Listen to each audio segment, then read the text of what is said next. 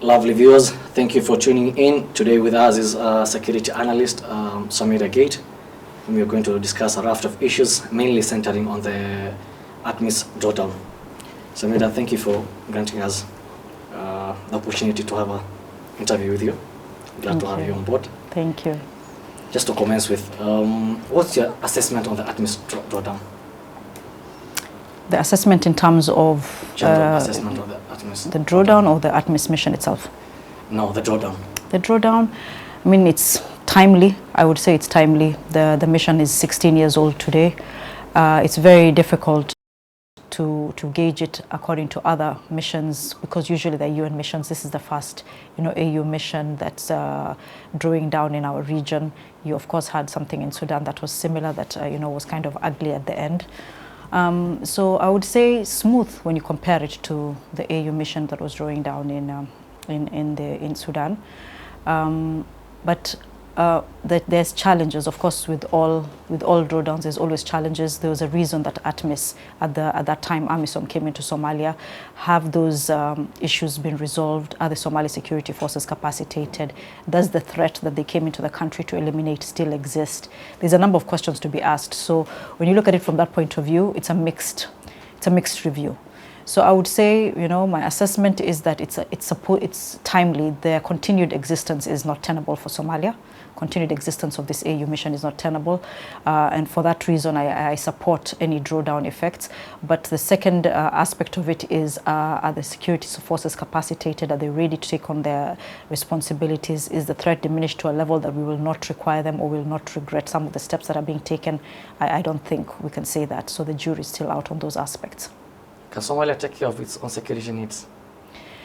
Again, a mixed response. This is the best thing with analysts will say it depends. I would say it depends. To be honest, any country should take over its responsibilities, and those responsibilities can only be done best by their own forces. Foreign forces can never achieve for you what you would like to achieve. And so in that case, I would say, Somalia has to take responsibilities. Can it take responsibilities? That's I think, needs a lot more assessment, a lot more, trial and error. I think the drawdown has to be, conditions-based. We have to test it. We have reduced 2,000 forces end of June.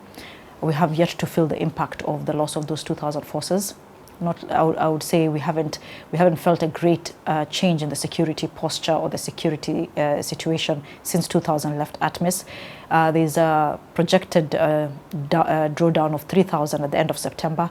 I think by then we might start to feel the impact of what these drawdowns mean. ATMIS is really holding critical bridges, critical towns. When they release those towns to Somali security forces, are the security forces able to hold that territory, able to push back against the threat? I think that it needs a lot more time to actually, measure. Could there be a possibility that we could witness whatever happened in Afghanistan when the United States troops pull out and Taliban took over?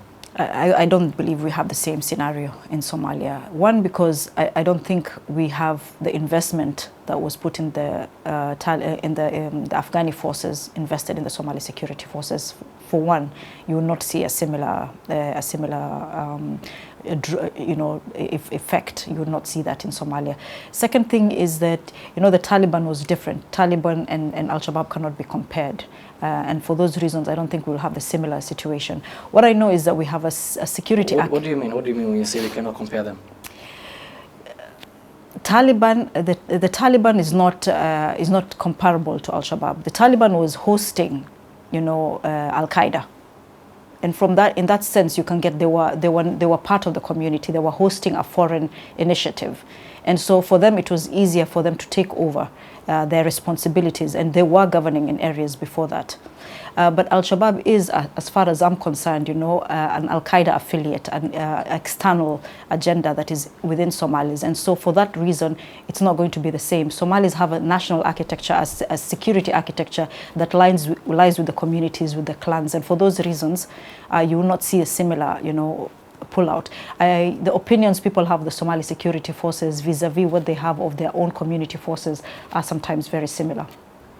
There's once we have on camera where President Hassan Sheikh Mohamud was captured stating, rather he questioned the effectiveness of the ATMIS troops by stating it took a shorter duration for the Somali National Army to liberate areas in the central region than it took the ATMIS troops with more sophisticated machinery and weapons. What message could the president be sending to the AU forces, in your opinion? I don't know if that was a fair judgment. I don't believe it was fair, just because the AMISOM troops, ATMIS troops, have done their part. They came into this country in 2007. They were, just at the airport at the time. They expanded the government's authority, not just from 2007 from Mogadishu all the way to, all the seaports and major towns of the country. There's, of course, challenges with how ATMIS or AU forces work, and you could never replace, what Somali forces bring to the table. I would say that Somali forces have been given the opportunity to rebuild. We have been given the opportunity to, capacitate our forces over these 15 years. We are now at a point where we are ready to try taking over our responsibilities, and that's what we saw. We saw that over the past year, that the security forces are more confident, they're able to lead, and this is natural. It's natural that in 2007, the offensives were being led by the AU. Now the Somali security forces are taking the lead. I think it's a natural evolution. So I wouldn't say it's fair to say that it's questionable what they're doing in their camps. And then also they're faced by drawdowns. They're reducing their forces. They're extended. They're all over the country. So there's a lot more to say about ATMIS. There's much more criticism to say about ATMIS, and I wouldn't say it's about how they operate at the moment. Thank you. Frontline State Summit, they agreed to provide non-AU forces to Somalia. Mm-hmm. How instrumental could they be in helping Somalia quench its thirst for stability? To me, I think, Somalia does need a force that would support them to totally eliminate the group from, strongholds in the south. I think in central Somalia, where we are now currently doing the completion of the first phase, Somali forces are able to, to capture those and to hold those territories. But in the south, it's much more complicated. There's many more communities. There's much more political, political move around between the TCCs that exist there, the leadership of those FMSs. There's much more at play than we had in central Somalia. In central Somalia, you had communities affiliated to the FMSs that exist, and so it was much easier, I would say. And I don't see the Somali government, capturing the rest of the country without support of foreign forces. Whether it could have been ATMIS or frontline states, because at the end of the day, the frontline states are part of the ATMIS mission as well. They're the same countries. The capacities are the same. It's just that it gives you that added injection, a temporary injection to push the enemy out of those territories. So I see the logic. I understand why it's happening, and I think it's the best bet. What's the biggest achievement of the ATMIS troops here in Somalia? Mm-hmm. I think they take credit for quite a bit. I would say they have allowed the Somali state to take root. They came in 2007 when we had Al-Shabaab insurgency just beginning. It was the elimination of the ICU, beginning of Al-Shabaab. I think between 2007 and 2011 they had their highest cost, where they were pushing the group out of Mogadishu. I don't think you can tie it down to one thing. They've made their sacrifices. They eliminated Al-Shabaab from major cities. They've allowed the Somali governance to take root. We have established federal member states across the country. So it's not just, I think, the military effort that you should recognize. You should also recognize the ability of the federal government to actually expand its governance. I think that's creditable to AMISOM. Thank you. That brings me to my question.